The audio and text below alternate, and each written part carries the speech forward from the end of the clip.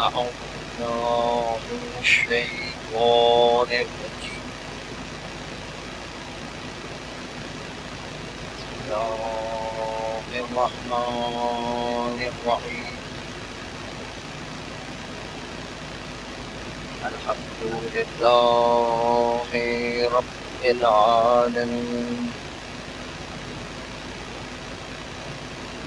والصلاة والسلام على أشرف الأنبياء والمرسلين وآله الطيبين الطاهرين المعصومين المنتجبين،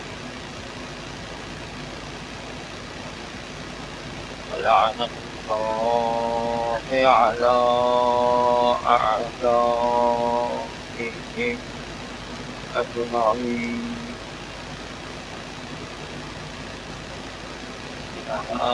إلى قيام يوم الدين. بسم الله الرحمن الرحيم.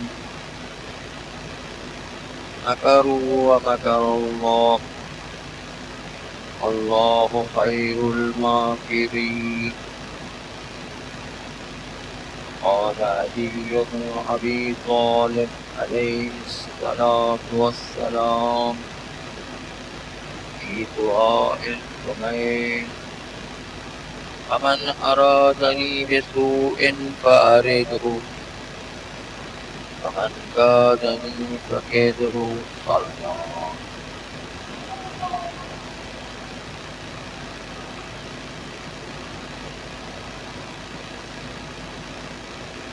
عزیزان محترم، بزرگان عزیز، اس طرح کی تقریر میں بھی یہ بات آئی کہ یہ عربی کے الفاظ کچھ اردو زبان میں بھی آ گئے، اور اردو زبان میں عربی کے الفاظ کے آنے کی وجہ سے کچھ لوگ یہ سمجھتے ہیں کہ کچھ اردو کی کتابیں پڑھ کر یہ عربی کا جو لفظ اردو میں آ گیا ہے اس کا وہی معنی نکلتا ہے جو ہم اردو میں لیتے ہیں، جبکہ عربی میں اس کا کچھ اور معنی نکل رہا ہوتا ہے۔ پچھلی مرتبہ کیا تھا کہ مکروا ومکر اللہ،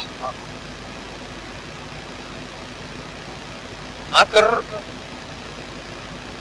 اردو زبان میں ہمیشہ برائی کے معنی ہے، جبکہ مکر عربی زبان میں برائی کے معنی میں بھی آتا ہے اور اچھائی کے معنی میں بھی آتا ہے،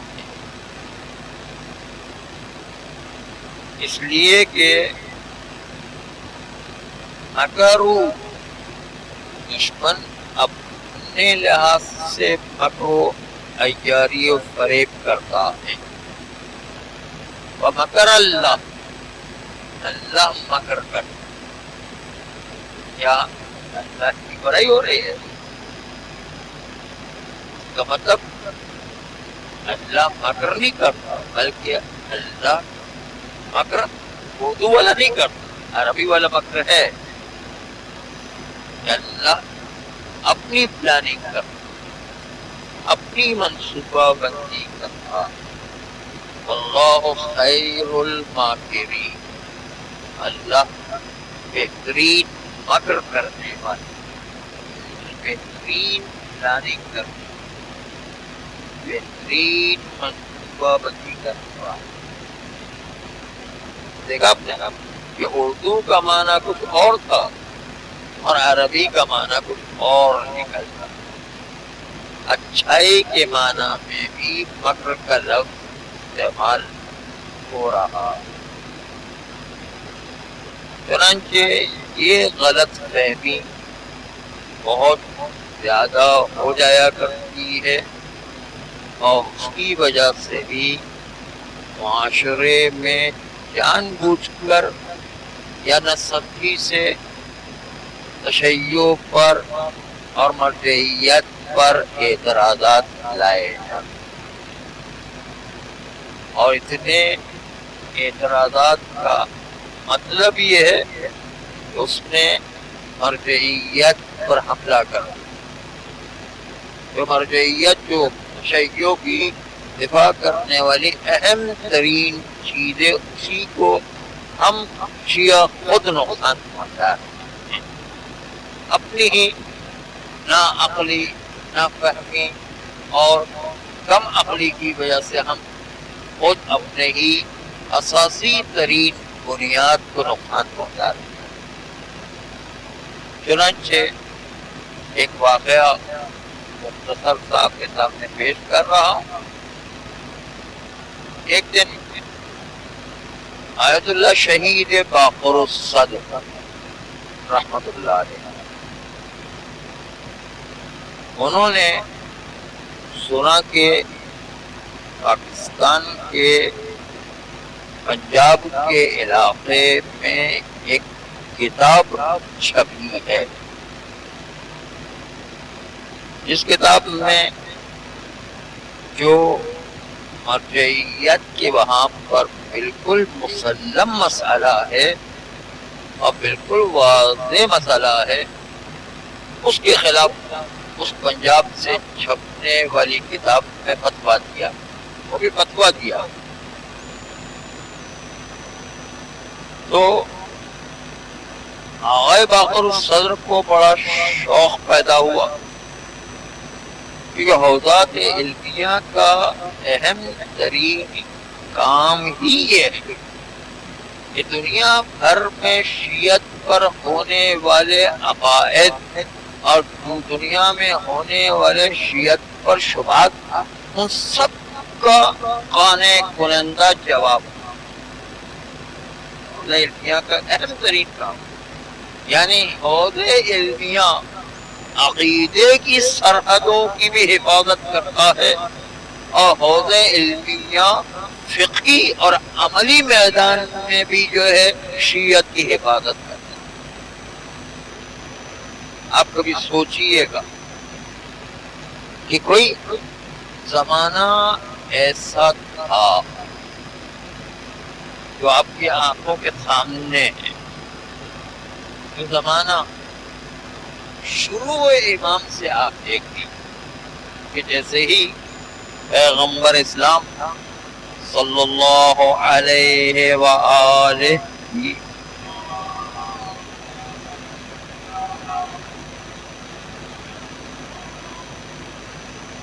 رحلت و شہادت واقع ہوئی، کیونکہ بعض جگہوں پر ہم نے یہ بھی دیکھا معصوم اس دنیا سے طبعی طور پر نہیں جاتا ہے، یا زہر کے اثر سے شہید ہوا کرتا ہے یا تلوار کے ذریعے سے نہیں ہوا. یہ بھی پتہ چلتا ہے کہ پیغمبر اسلام کو چنانچہ پیغمبر کی رحلت و شہادت کے بعد آپ نے دیکھا کہ مولا علی پیغمبر کی نماز جنازہ پڑھنے میں لگے رہے اور ان کے ساتھی بشیہ حضرات جو پیغمبر کی رحلت پر مولا علی کے ساتھ ساتھ رہے، سلمان و ابو ذر و مقداد کی طرح. یہ کچھ لوگ تھے کہ جو پیغمبر کی رحلت کے بعد علی کے گروہ میں شامل ہو کر علی کے ساتھ ساتھ رہے، جبکہ دوسری طرف سقیفہ میں خلیفہ کا انتخاب کر دیا. اس وقت بھی بعض روایات میں ملتے ہیں کہ 7 آدمی مولا کے ساتھ، بعض روایات میں 5 آدمی، بعض روایات میں 3 آدمی. اب دیکھیں کتنی کم مقدار ہے کہ جو موقع پر ساتھ دینے کو تیار. شروع سے اماموں کی مطلوبیت چلی آ رہی. اور اسی طرح امام حسن کو دیکھیں کہ قادیہ اور بعد جو ہے امام حسن جو ہے شکین ہو گئے، ان کو بھی زہر دے کے شہید کر. پھر مولا حسین کو تو کھلا کھلا کربلا آدمیوں کی، یعنی 72 تو مسلم ہے، لیکن جو ہے 100 یا 200 کی تعداد، یہ کوئی تعداد نہیں کہلاتی کہ جس سے قیام کیا جا سکتا، جو پوری امتوں کا مقابلہ کیا. پھر اب چوتھے امام کو دیکھیے، 5ویں امام کو دیکھیے، 6ٹھے امام کو دیکھیے. تعداد شیعوں کی بہت کم رہی ہے. تعداد شیعوں کی جو ہے بہت کم رہنے کے ساتھ ساتھ آپ دیکھ لیجیے کہ اتنی کم رہی ہے کہ پروردگار عالم نے اپنی آخری حجت کی حفاظت کے لیے جب شیعہ امام کی حفاظت نہ کر سکے تو امام زمانہ علیہ السلام کو پروردگار عالم نے غیبت.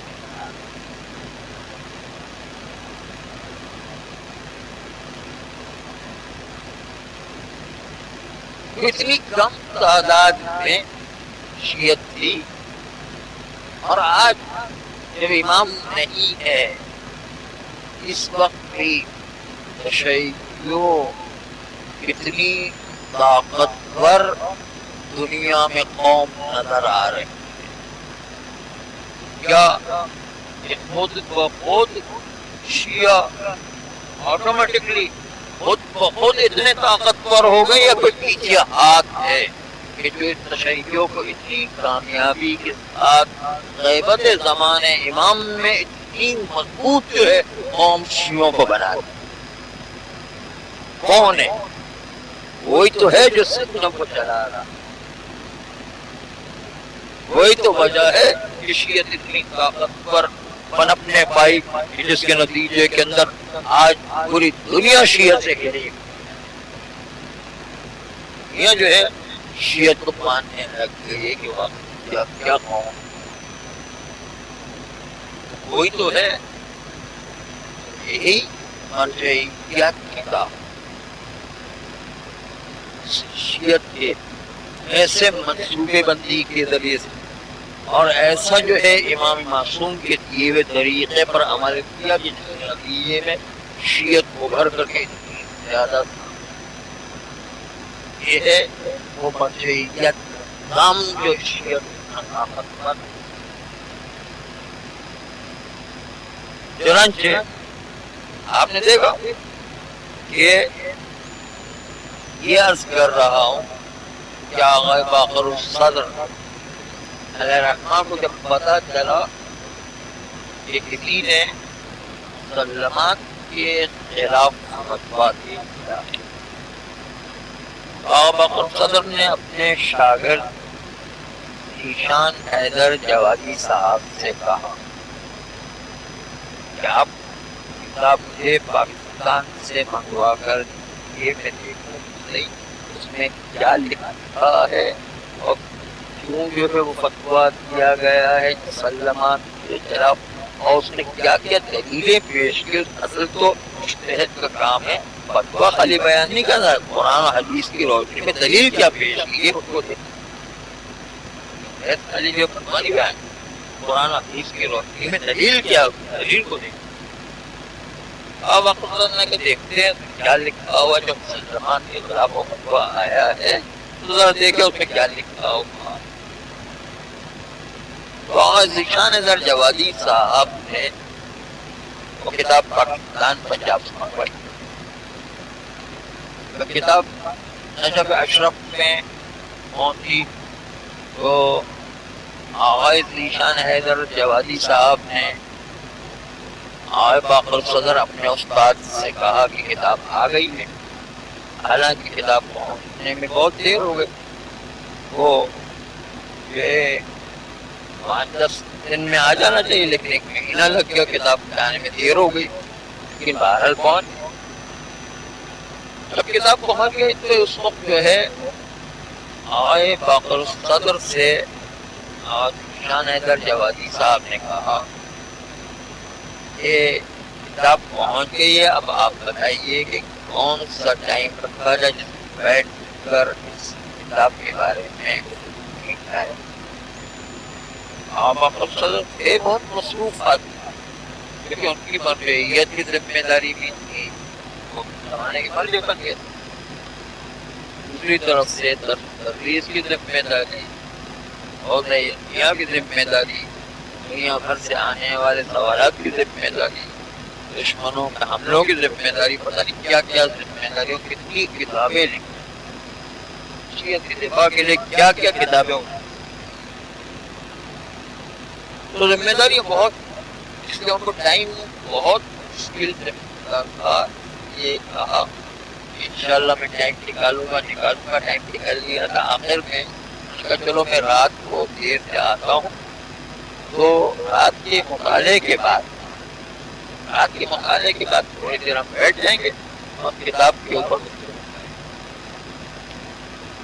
اب باقر صدر ذیشان حیدر جوادی صاحب کے ساتھ کتاب کو لے کر بیٹھتے ہیں تاکہ دیکھیں کہ اس مسلمہ مسئلے میں ان صاحب نے جو پاکستان سے کتاب گئی ہے اس میں انہوں نے مسئلے میں مسلمہ کیا کے خلاف فتویٰ دیا، اس کی دلیلیں کیا ہے۔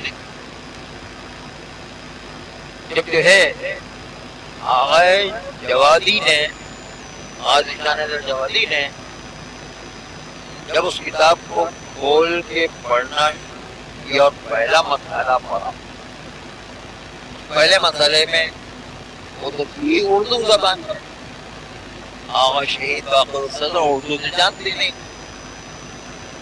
انہوں نے اپنے شاگرد آغا جوادی سے کہا کہ آپ اس اردو کتاب کا اس مسئلے کا آپ مجھے عربی میں ترجمہ کر کے بتائیں، تو میں جو ہے اس مخلوق کی کیا دلیل کی گئی ہے اور مناسب ہے، اس بات کو مان لیا ہے۔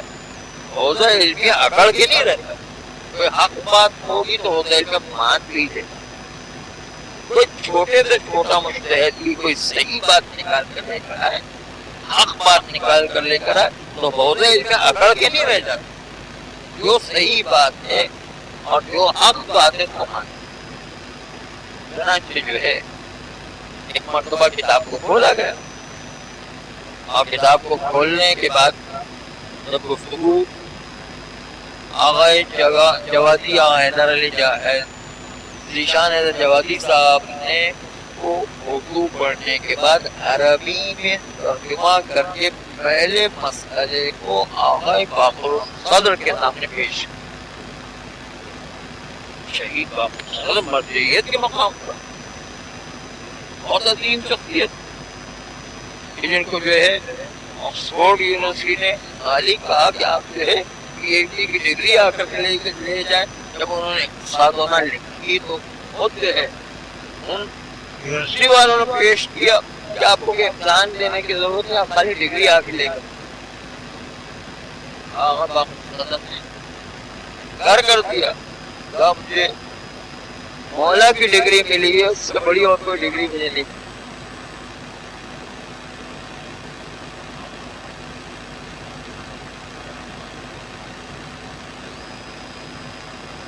چنانچہ جو ہے مسئلہ جب پیش کیا گیا عربی میں تو آغا باقر صدر تعجب میں آ گیا، کیا کہا آپ نے؟ آپ صحیح ترجمہ تو کیا ہے یا نہیں؟ کوئی گڑبڑ تو نہیں ہو گئی؟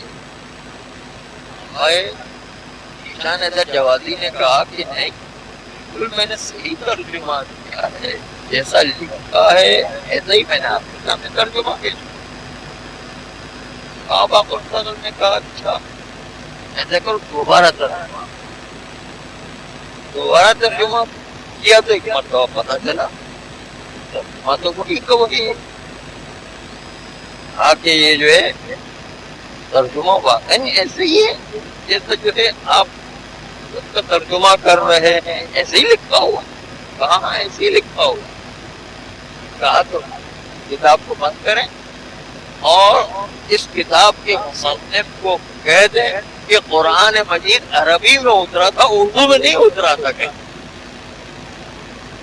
آپ اردو کے ذریعے سے جو ہے قرآن پر اعتراض کر رہے ہیں اور جو ہے فقہی مسائل پر اعتراض۔ اردو میں اور عربی میں بہت فرق ہوا، یہ جو ہے اس عربی زبان کے قرآن و حدیث کو ہم اردو زبان کے الفاظ سے ملا دیں گے تو یہ مسائل پیش اور یہ مشکلات اور شبہات جو پیش آئیں گے، اور اس کے ذریعے ہم حوض علمیہ پر اعتراض کر رہے ہوتے ہیں، ہم احمدیت پر اعتراض کر رہے ہوتے ہیں، جو ہماری سب سے بنیادی ترین جگہ ہے جو شیعت کے پروٹیکشن کر رہا ہے۔ ہم اتنا بڑا جو ہے اپنے ہی پیروں پر کلاڑی ہوگا، یا تو نہ سمجھی کی وجہ سے اس طرح کیا گیا یا باقاعدہ منصوبہ بندی سے بہرحال حدیثیت پر یا حوض علمیہ پر یا شرعی مسائل مسلمہ پر اعتراض کرنا شیعت کو کمزور کرتا ہے۔ دشمن دو قسم کے ہوتے ہیں، ایک باہر سے آ کے دشمن حملہ کرے گا، ایک اندر سے دشمن حملہ۔ باہر کا حملہ اتنا مشکل نہیں ہوا کرتا اتنا اندر کا حملہ مشکل ہوا، اس لیے کہ آپ کے بھیڑوں کے ریوڑوں میں باہر بھیڑیا دور پہاڑ پر ٹیلے پر نظر آ رہا ہے، تو ہم نے ڈنڈا تیار رکھا ہوا ہے، جیسے ہی وہ قریب آئے گا مار کے پڑے گا۔ اب یہ بھیڑیوں کو بھگانے کے لیے پتھر سے بھگاتے ہیں یا جو ہے ڈنڈے سے بھگاتے ہیں، تاکہ جو ہے اپنی آپ کی بکریوں کو کھا نہ جائے، کیونکہ دشمن سامنے نظر آ رہا ہے، اس کو دفاع کرنا آسان ہوا کرتا، لیکن کوئی اسی آپ کی بکریوں کے اندر ہی بھیڑیا بکریوں کا لباس پہن کر آ جائے تو پھر جو ہے پہچاننا بڑا مشکل ہوگا۔ وہ اندر سے کھاتا رہے گا، آپ کو پتہ ہی نہیں چلے گا کون کھا رہا ہے، اندر سے اس طرح جو ہے آپ کی بکریوں کو ہڑپ کر جائے گا، آپ کو پتہ ہی نہیں چلے گا کون کھا رہا ہے، آپ کو دشمن پتہ ہی نہیں چلے گا، آپ اس دشمن سے دفاع کیسے کریں گے، اتنا مشکل ہوتا ہے۔ پھر جو ہے تلاش کرنا پڑتا، جدوجہد کرنا پڑتی کہ بھائی ان بکریوں میں کون سا جو ہے بھیڑیا چھپا ہوا جس کو نکال کر ہم باہر کریں تاکہ اس دشمنی سے جو ہم نجات آ جائے۔ اسی لیے کہا گیا کہ کافر سے زیادہ منافق خطرناک تھا، کیونکہ کافر کھلا ہوا دشمن ہے، منافق چھپا ہوا دشمن ہے جو اندر سے اسلام و تشیع کو نقصان کرتا ہے۔ چنانچہ آئے باقر صدر نے کہا کہ کتاب کو بند کیجیے، اور بند کرنے کے بعد وہ لکھ دیجیے کہ بھائی قرآن مجید اور معصومین کی حدیث عربی زبان میں، اردو زبان میں نہیں آئیں کہ آپ اردو زبان کے ذریعے سے جو ہے وہ قرآن حدیث پر اعتراض کر۔ تو کچھ الفاظ ایسے ہوتے ہیں کہ جس میں وہ عربی اور اردو میں دونوں استعمال ہوتے ہیں، جیسے مکروا و مکر اللہ عربی کا زبان کا لفظ، لیکن مکر کا لفظ عربی میں کسی اور معنی میں ہے، اردو میں کسی اور معنی میں۔ عربی میں اچھے اور برے دونوں معنی میں مکر استعمال ہوگا، مکروا و مکر اللہ، دشمن بھی اپنے مکر انجام دیتا، اللہ بھی مکر انجام دیتا۔ اللہ مکر انجام ہے، اللہ منصوبہ بندی کرتا. یہ جو ہے برائی کے معنی نہیں، اچھائی ہے. اللہ خیر الماکرین، اللہ سب سے بہترین پلاننگ کرتا.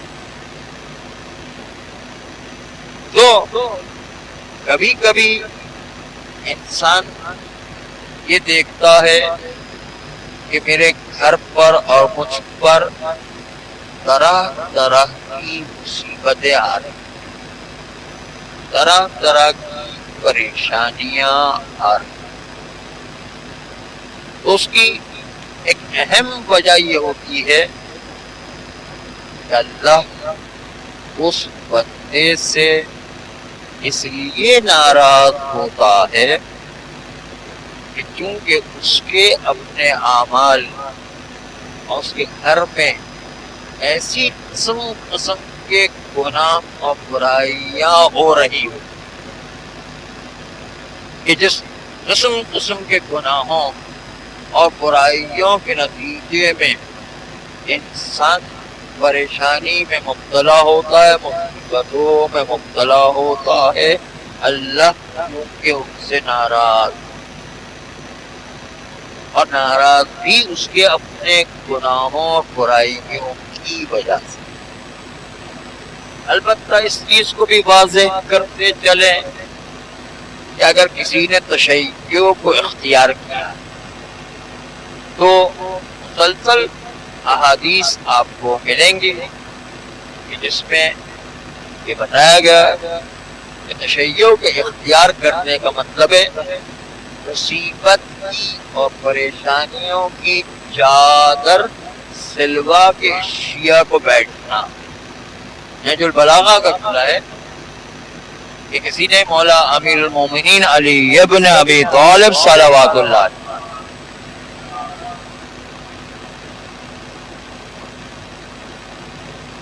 ارشاد فرمایا کہ مولا میرے گھر میں جو ہے وہ مختلف پریشانیاں آ رہی ہیں، مصیبتیں آ رہی ہیں. تو مولا نے کہا کہ تم نے تشیع و شیعت کو اختیار کیا ہے، جو بھی ہمارا شیعہ ہے وہ مصیبت کی چادر سلوا کے رکھنا ہے کہ شیعت کی وجہ سے اس کے اوپر مصیبتیں آئیں. ایک طرف سے یہ، تو دوسری طرف سے اللہ مجلسین اور دوسرے اور جو ہے کتابوں کے اندر یہ بات بالکل واضح ہے کہ اللہ مومن پر 40 دن میں سے ایک دن ضرور کبھی نہ کبھی چھوٹی بڑی پریشانی لے کر ہی آتا، اور اس کے ذریعے سے اس کی آزمائش بھی ہوتی ہے اور اس کو جو آخرت کی طرف متوجہ بھی کیا جاتا. اگر پریشانی نہ آئے تو پھر انسان کو فکر مند ہونا چاہیے کہ مجھے کیوں پریشانی نہیں آ رہی ہے. آئیے وہ واقعات سے چلیں. ایک دن پیغمبر اسلام صلی اللہ علیہ وآلہ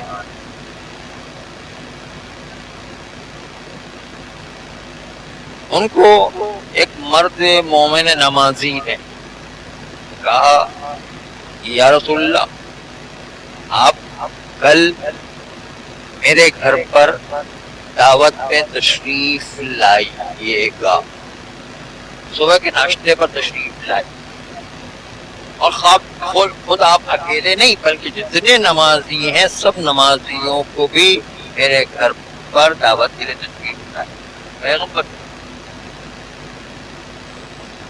مومن کی دعوت ایسی ہے کہ جتنا ہو سکے کسی مومن کی دعوت کو رد نہیں کرنا، مطلب یہ بہت اجر و ثواب کا باعث ہے.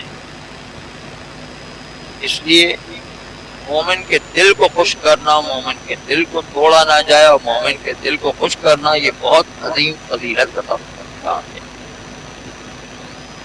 اس سے آپ اندازہ لگائیے کہ جب جو ہے پیغمبر کو دعوت دی گئی تو پیغمبر نے کہا ٹھیک ہے میں آؤں.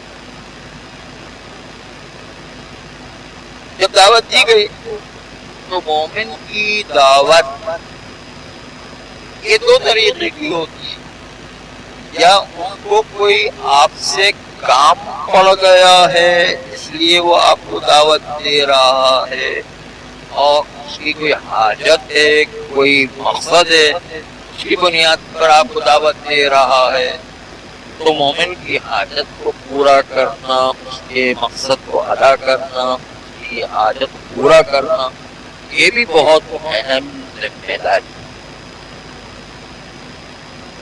چنانچہ ایک دن ہمارے چوتھے امام زین العابدین علیہ السلام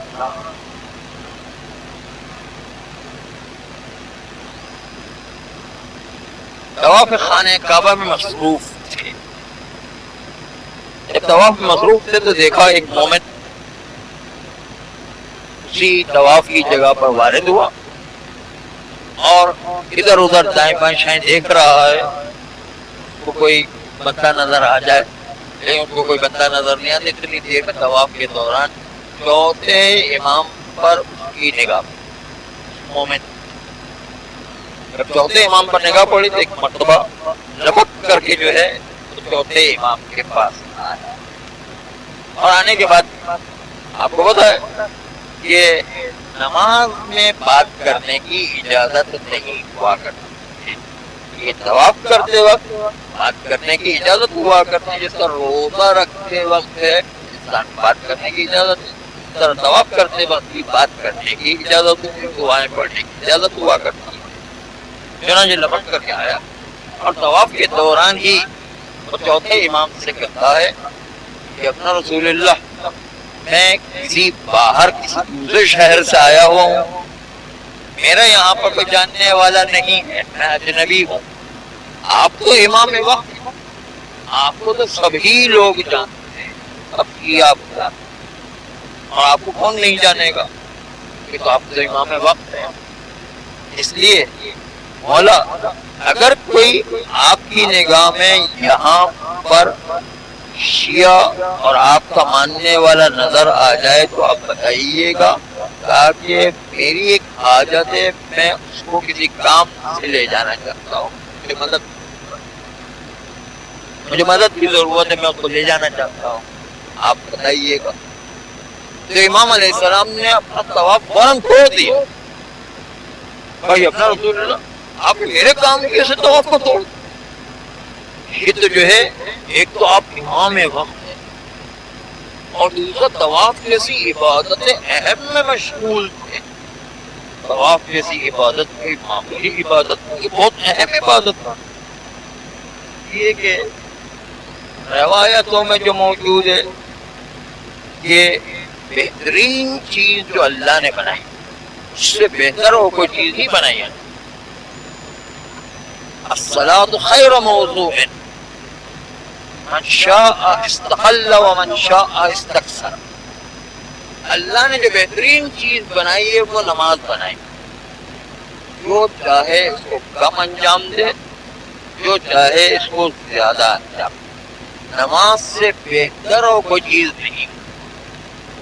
لیکن اس کے باوجود خانہ کعبہ میں جب وہ انسان اس وقت آ گیا کہ نماز سے بھی افضل طواف کا انجام، نماز سے افضل جو ہے طواف، تو ایسی عظیم عبادت میں امام وقت اس عبادت کو انجام دینے میں مشغول ہونے کے ساتھ امام وقت بھی ہے، ان سے کیسے کام کہا جائے؟ لیکن امام نے جو فوراً جو توقع ہو، اور مومن گھبرا گیا کہ مولا آپ سے میں کیسے کوئی کام کہوں، اور آپ تو اتنی اہم عبادت میں مشغول ہیں، تو میں آپ کو اپنے طواف میں کیسے ڈسٹرب کر سکتا؟ تو امام نے کہا کہ میں نے طواف چھوڑ دیا، یہ کہ میں اگر یہ طواف مکمل کر لوں، 7 چکر مکمل کر لوں تو مجھے ایک طواف کا ثواب ملے گا، لیکن میں کسی مومن کی حاجت کو پورا کروں تو اس میں مجھے ہر قدم پر طواف کا ثواب ملے، ہر قدم پر جو ہے طواف کا ثواب۔ تو کون سا ثواب ہے؟ یہ زیادہ ثواب حاصل. چنانچہ جو ہے اتنا اہم ہے مومن کے دل کو رکھنا، مومن کی خواہش کو پورا کرنا، مومن کے دل کو نہ توڑنا، اتنا اہم. لیکن یہ بھی یاد رکھنا کہ مومن کے دل کو اللہ نے اتنا محترم قرار دینے کے باوجود کہا ہے، اور یہ بات بالکل آنکھوں کے سامنے کی بات ہے کہ اگر وہ گناہ کرتا ہے، اگر وہ جو ہے اللہ کی معصیت انجام دیتا تو پھر اس کا کوئی احترام نہیں، اس کی عزت ساری پامال. گناہ سے بچ کے مومن چلتا ہے تو اس کا احترام. جہاں گناہ کی بات آ گئی تو وہاں پر مومن کا کوئی احترام نہیں. گناہ سے بچ کر کے پھر کوئی کام مومن کا پڑتا ہے اس کو انجام. لیکن وہ گناہ کے کام میں دعوت دیتا ہے تو مومن کی کوئی عزت نہیں. مثلا آپ کو اپنی بیٹی کی شادی میں بلا رہا ہے جہاں پر نامحرم ہیں، گانے چل رہے ہیں، مختلف قسم کے میک اپ ہیں، مختلف قسم کی جو ہے وہ بے پردگی ہو رہی ہے، بے حجابی ہو رہی ہے، اور مختلف قسم کے جو ہے وہاں پر حرام انجام دیے جا رہے ہیں، تو وہاں پر مومن کا کوئی احترام نہیں، اس کا دل رکھنے کی ضرورت نہیں ہے. وہاں پر اس سے پرہیز کرنا ہے، اپنے آپ کو بچانا ہے گناہوں. مومن کا احترام اس وقت تک ہے جب تک گناہوں کے اندر نہ پڑ جائے یا گناہوں کی دعوت ہمیں نہ دی. بڑا احترام ہے، لیکن اللہ اس گناہ کو برداشت نہیں کر سکتا، معصیت کو برداشت نہیں کر سکتا کہ معصیت کرے پھر بھی اس کا احترام باقی رہے. جیسے سادات کرام نے یہ سمجھ لیا کہ ہم جتنے بھی گناہ کریں ہم تو جو ہے سید ہیں، رسول اللہ کی اولاد، اس سے ہر ایک کو ہمارا احترام کرنا. نہیں، گناہ کر رہا تو اس کا کوئی احترام، چاہے سید ہو چاہے غیر. ہاں رسول اللہ کی نسبت سے پھر بھی جو ہے احترام رکھا جائے وہ الگ بات ہے، لیکن اللہ کی نگاہ میں اس کا احترام ختم ہے. چنانچہ امام جب چلتے ہیں تو اتنا عظیم ثواب ہونے کی وجہ سے طواف کو چھوڑ دیا کرتے. تو پیغمبر کو بھی اس مومن نے دعوت دی. پیغمبر اگلے دن پہنچے، دعوت میں جب پہنچے ایک مرتبہ اس مومن نے اپنے گھر کے صحن میں پیغمبر اور نمازیوں کو لے جا کر وہاں پر بٹھا دیا. ٹھنڈی ٹھنڈی ہواؤں میں اس جو ہے پارک بنا ہوا تھا، مثلا جو ہے ہریالی تھی، اس جگہ پر لے جا کر بٹھا دیا، اچھی جگہ پر جو ہے پیغمبر بٹھایا. اب صحن میں جب بیٹھے تھے کہ اسی اثنا میں گھر میں پلے ہوئے جانور ہوا کرتے ہیں، اس میں سے ایک مرغی اڑی اور دیوار پر جا کر بیٹھی. مرغی اب جب دیوار پر جا کے بیٹھی تو اس نے دیوار پر جا کے انڈا دیا. آپ سوچیے انڈے کی کیا حالت ہوئی ہوگی. انڈا دیوار سے ٹکرا تھا اور زمین کی طرف آ رہا ہے. سب لوگ جو ہے دیکھ رہے ہیں، سارے صحابی اس کی طرف توجہ ہیں، انڈا تو نیچے آ رہا ہے. لیکن اچانک جو ہے دیکھا کہ انڈا نیچے آتے آتے وہاں پر 2 کیلے لگے تھے، 2 کیلوں کے درمیان جا کے اٹک گئے اور انڈا سالم رہ گئے. انڈا بچ گیا تو بڑا سب لوگ صحابی کہنے لگے بڑا عجیب منظر ہے، یہ انڈا ٹوٹتے ٹوٹتے ایک دم بچ گیا. حیران چنانچہ جو ہے وہ حیرانی کے عالم میں سارے صحابی دیکھ رہے تھے کہ یہ انڈا طرح سے بچ گیا.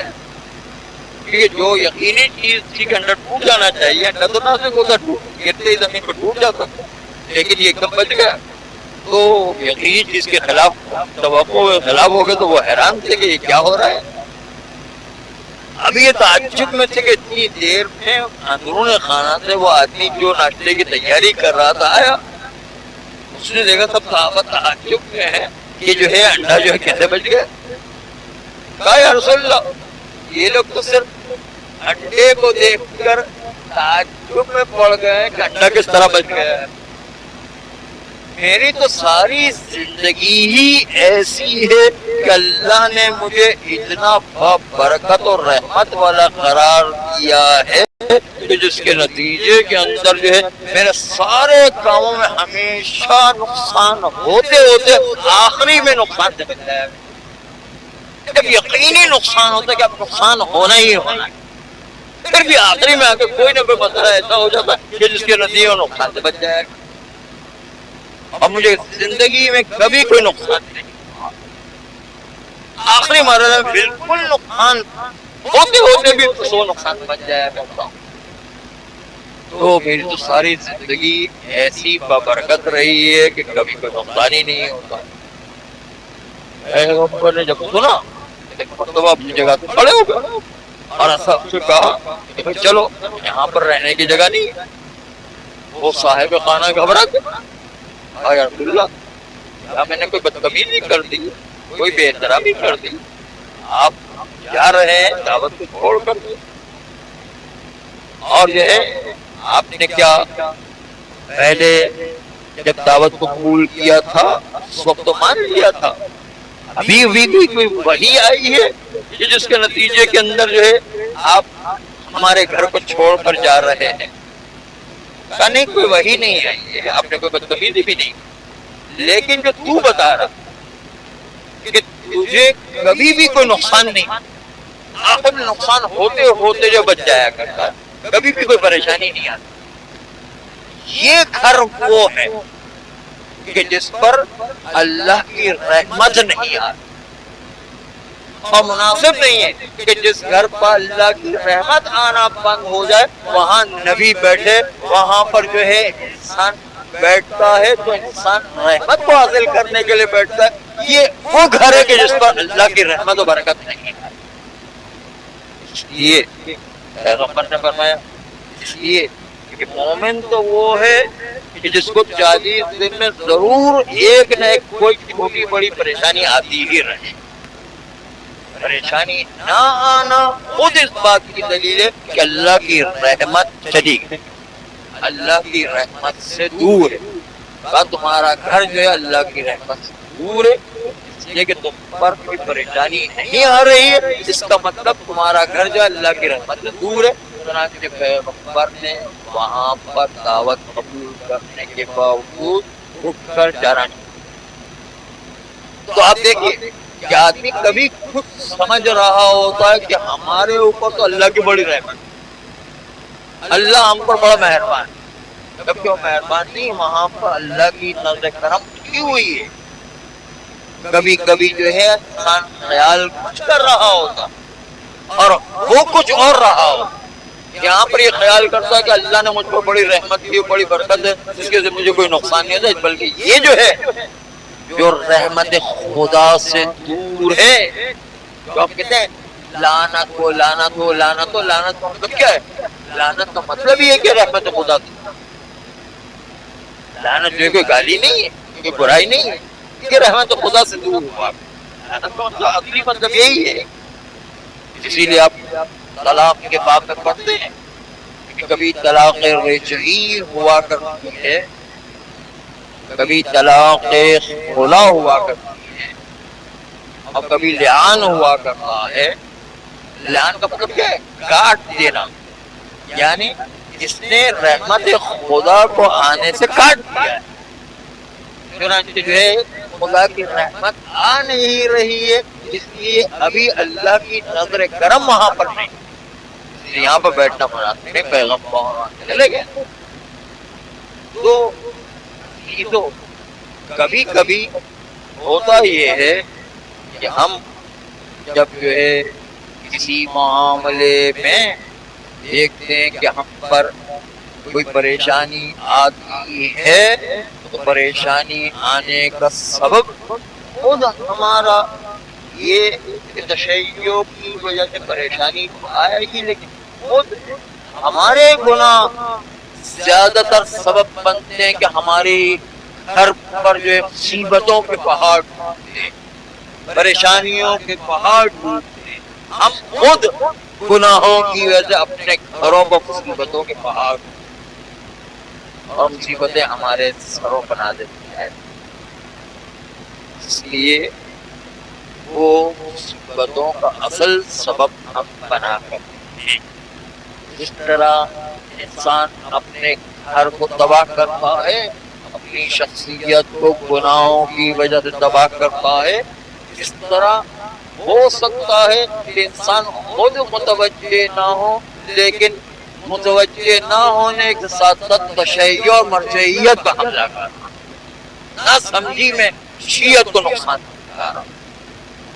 اور نتیجے کے اندر ابھی جو واقعہ آپ نے پیش کیا اور باقی صدر والا، اس میں نہ سمجھی میں تشیع و مرجعیت حوض علمیہ پر اعتراض ہوتا ہے، جس کے نتیجے کے اندر تشیع اندر سے داخلی دشمنوں کا ہے۔ لیکن الحمدللہ ہماری مرجعیت آج کے زمانے اتنی مضبوط ہے اور تشیع کو آج دنیا میں اتنا مضبوط کر دیا کہ پوری طول تاریخ دنیا میں اتنی آج تک تشیع مضبوط نہیں۔ آج پروردگار عالم نے مرجعیت کی برکت، عزاداری کی برکت ہمیں اتنا عظیم رتبہ عطا کیا کہ تشیع آج اتنی مضبوط ہو گئی ہے کہ ہم جو ہے وہ اس مضبوطی کی وجہ سے نہ صرف یہ کہ امام وقت ہوتے تو ان کا دفاع کرتے، ہم تو آج کے زمانے میں اتنی مضبوط طاقت ہونے کے بعد مرجعیت حوض علمیہ کا دفاع کرتے ہیں۔ اگر امام وقت ہوتے تو ہم کیسا ان کا دفاع؟ طول تاریخ میں ہم تشیع امام وقت کو زندہ رہنے کے لیے دفاع نہ کر سکے اور اس کی وجہ سے ان کی شہادت ہو گئی۔ آج جو ہم مرجعیت اتنی طاقت ہو گئی کہ مرجعیت پر کوئی بات آتی ہے تو اس کو دفاع کرنے کے لیے اتنی بڑی تشیع کی تعداد کس نے کی؟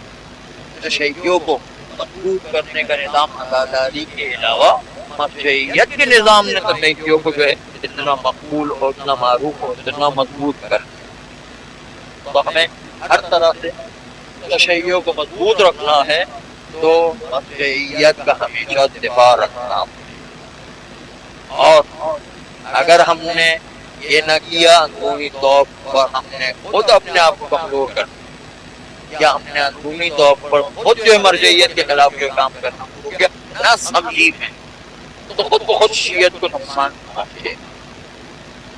اور اس شیعت کی خاطر کی اتنی عظمتیں ہیں کہ جس کی خاطر مولا حسین نے قربانی دی، بی بی زینب نے جو ہے کربلا اور شام، اور جو شہزادی سکینہ نے جو ہے زندان شام میں اتنی مصیبتیں برداشت کر کے ہمیشہ ہمیشہ کے لیے شام میں اپنی جگہ بنائی۔ لیکن ان ساری قربانیوں میں آپ دیکھیں وہ آ کر ہم سے شکوہ کر سکیں کہ کیا اسلام اتنا سستا ہو گیا تھا کہ جس کی وجہ سے زینب کی چادر چھن جائے؟ آپ سوچیں کہ شہزادی زینب کی چادر چھن جائے اس کو بچانے کے لیے تو وہ شریعت کتنی قیمتی ہوگی جس کی خاطر جو زینب کی چادر قربان۔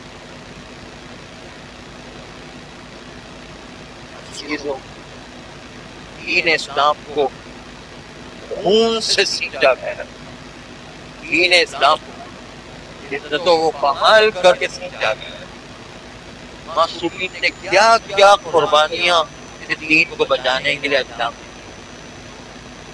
چنانچہ کربلا کے میدان میں خولی آتا ہے، وہ کہتا ہے کہ مجھے جو ہے سامان بیویوں کا لوٹنے میں کچھ دیر ہو گئی، سب لوگوں نے سپاہیوں نے سارا سامان لوٹ لیا لیکن مجھے آنے میں دیر ہو گئی۔ چنانچہ میں آگے بڑھا، میں نے کہا میں اپنا نقصان کیوں کروں، چنانچہ آگے بڑھا، دیکھا کہ ایک 6 سال کی بچی ہے، اس کے کانوں میں گوشوارے لٹک رہے ہیں۔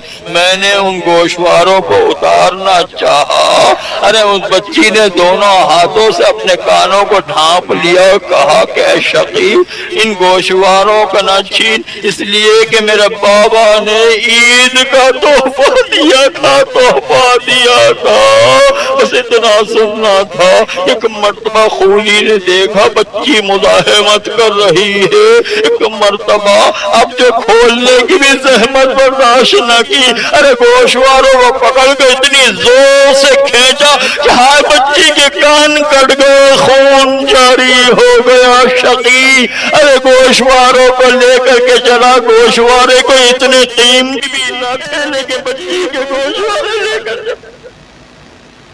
ایک مرتبہ آگے بڑھا، دیکھا عابد بیمار بستر علالت پر موجود ہیں، اور بستر بیماری پر ہونے کی وجہ سے یزیدی لشکر والوں نے بھی سید سجاد پر ترس کھا کے چھوڑ دیا۔ ایک مرتبہ خولی نے کہا میں اپنا نقصان کیوں کروں، آگے بڑھ کر کے ایک مرتبہ مولا سید سجاد کا بستر اتنی زور سے گھسیٹا کہ جس کے نتیجے میں مولا سید سجاد آندھے منہ زمین کربلا پر آ گئے۔ ایک مرتبہ بستر لے کر کے چلا، آگے بڑھا، دیکھا کہ ساری بیویوں کی چادریں چھینی جا چکی، لیکن شہزادی زینب کی چادر پر ہاتھ ڈالنے کی کسی کی ہمت نہیں ہو رہی۔ ایک مرتبہ خولی نے سوچا میں اپنا نقصان کیوں کروں، آگے بڑھ کر شہزادی زینب کی چادر پر ہاتھ ڈالا، لیکن شہزادی نے اپنی چادر کو دونوں ہاتھوں سے سمیٹ لیا، اور سمیٹ کر مضبوطی سے اس کو اپنے گرد باندھ لیا۔ آئے خولی فوجی جوان تھا، ایک مرتبہ اپنی طاقت لگا کے تھک گیا، لیکن شہزادی سے چادر کو نہ چھین سکا۔ ایک مرتبہ کوڑا نکالا، اور کوڑا نکال کے گھما کر اتنی زور سے شہزادی کے چہرے اقدس پر مارا کہ شہزادی کا چہرہ پھٹ گیا، خون کا فوارہ جاری ہوا۔ ارے شہزادی کی بانگل ہیلی ہوئی۔ ایک مرتبہ چادر لے کے خولی چلا، زینب نے فرار کر رخ کیا کعبہ بھیا پاس دیکھ، ارے تیری بہن کے ساتھ کیا کیا۔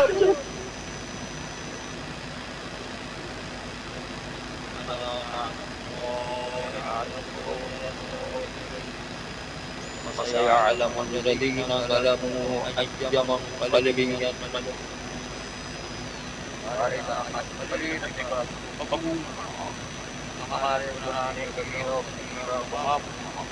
آئندہ بھی گناہوں سے بچنے کی توفیق عطا فرما، نسأل اللہ نسل کی اولاد عطا فرما، بروز قیامت تک امام زمانہ علیہ السلام سے سجدہ حفاظت فرما، راج اعظام کی حفاظت فرما، انقلاب اسلامی ایران و عراق و لبنان و بحرین کی حفاظت فرما، ہم سب کو بھی امام زمانہ علیہ السلام سے سجدہ پاکی قرار دے، ان کے آباء و اصحاب شامل کر دیا۔ ان اللہ و ملائکتہ یصلون علی النبی یا ایھا الذین آمنوا صلوا علیہ وسلموا